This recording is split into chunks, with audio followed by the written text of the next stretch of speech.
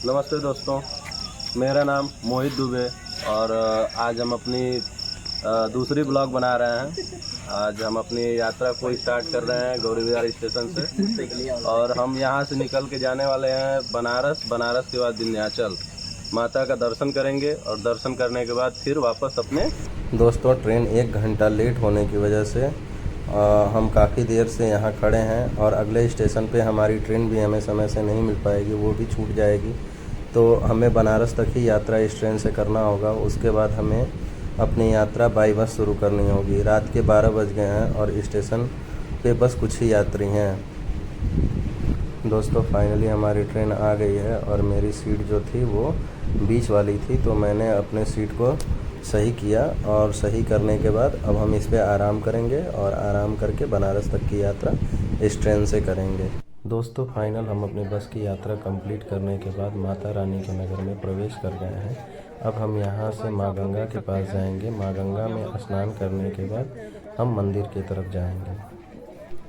तो दोस्तों माँ गंगा का दर्शन हो गया है। आप लोग भी माँ गंगा का दर्शन करें और माँ गंगा को प्रणाम करें। दोस्तों हमने देखा कि इस घाट पे ज़्यादा भीड़ होने के कारण हम लोगों ने दूसरे तरफ घाट पे जाने का फ़ैसला किया। तो यहाँ से हम लोगों ने अपनी नाव बुक की और नाव बुक करके हम लोगों ने अपनी यात्रा दूसरे घाट के तरफ प्रारंभ की।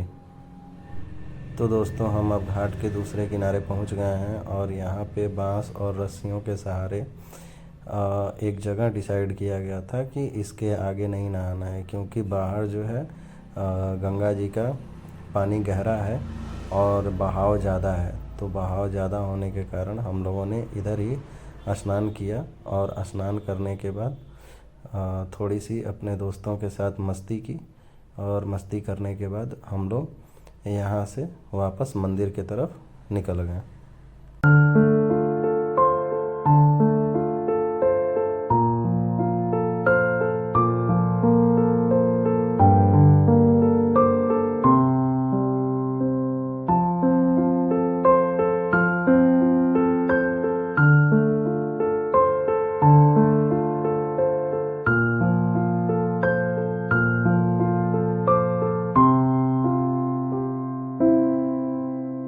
दोस्तों हम माता रानी के मंदिर में प्रवेश कर गए हैं और यहाँ मंदिर पे मंदिर निर्माण का काम चल रहा है।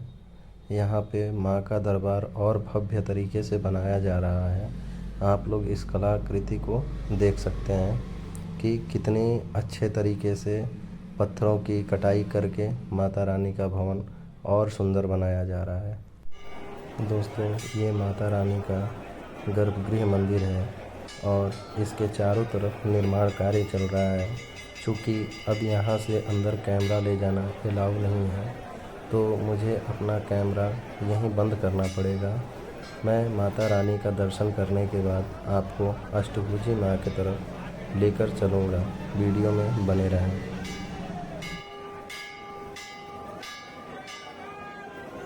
दोस्तों हमें माँ विंध्यवासिनी का दर्शन हो गया है। अब हम यहाँ से चल रहे हैं माँ अष्टभुजा का दर्शन करने।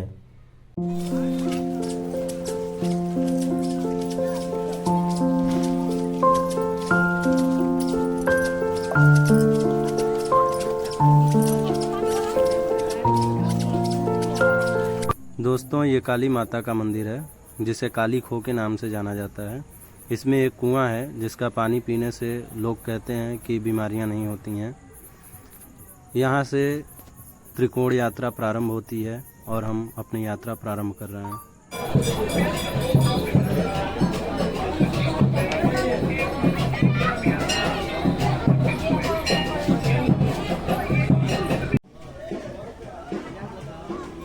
तो दोस्तों यहाँ से रोपवे की भी व्यवस्था है, लेकिन हम लोग त्रिकोण परिक्रमा पे निकले हुए हैं, इसलिए हम लोग सीढ़ियाँ चढ़ के जाएंगे।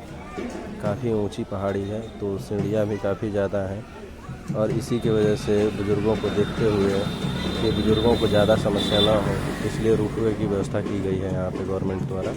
लेकिन हम लोगों का डिसीजन है कि हम लोग जाएंगे सीढ़ियों से। तो दोस्तों अब हम लोग सीढ़ियाँ चढ़ के ऊपर पहुँच गए हैं और यहाँ से अब हम लोग सीधा रास्ता है पहाड़ी के ऊपर। धूप बहुत तेज़ है तो यहाँ पार्वती माता का दर्शन करने के बाद हम लोग आगे बढ़ रहे हैं।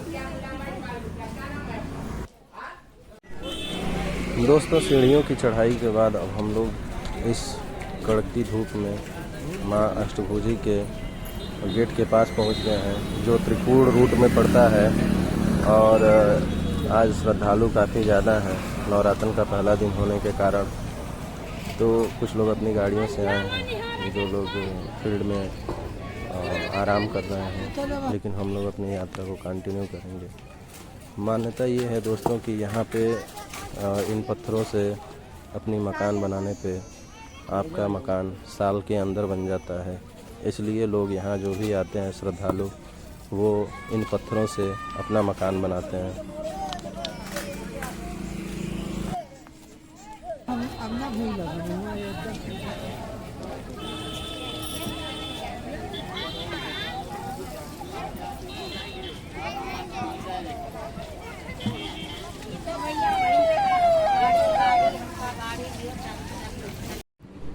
दोस्तों, इतनी कठिन चढ़ाई चढ़ने के बाद माता के मंदिर पे लगा ये त्रिशूल और माँ गंगा का दर्शन हुआ इन पर्वतों के ऊपर से।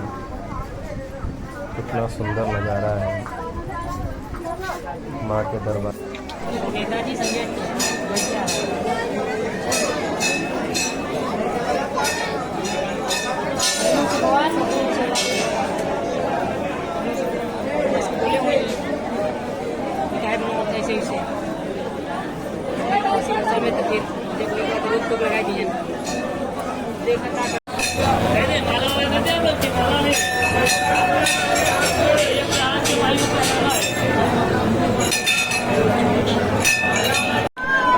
दोस्तों, ये माता अष्टभुजी का दरबार है। हम 3 किलोमीटर का त्रिकोण करके यहाँ आए हैं दर्शन करने के लिए, और सोचा साथ ही साथ आप लोगों को भी दिखा दें, पर अंदर कैमरा अलाउ नहीं होने के कारण मैं आपको अंदर से कोई दर्शन नहीं करा सकता, लेकिन बाहर से आप लोग दर्शन कर लें। जय माता दी, और कमेंट में जय माता दी लिखना ना भूलें।